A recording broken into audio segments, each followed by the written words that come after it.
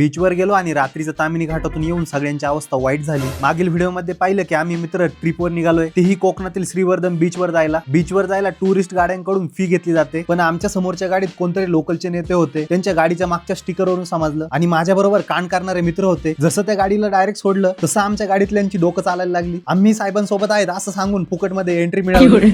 उन्हाचा तडाखा अनुभवून सनस्क्रीनने तोंड पांढरी केली। पाण्यात उतरून जोर आडा केला की काडी पैलवान त्याची ताकद दाखवायला लागला।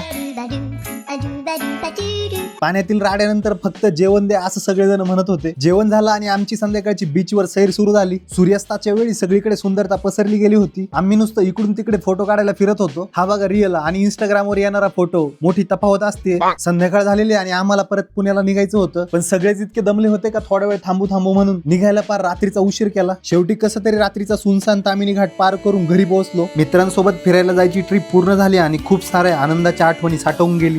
जो थम गए दोनों जहां न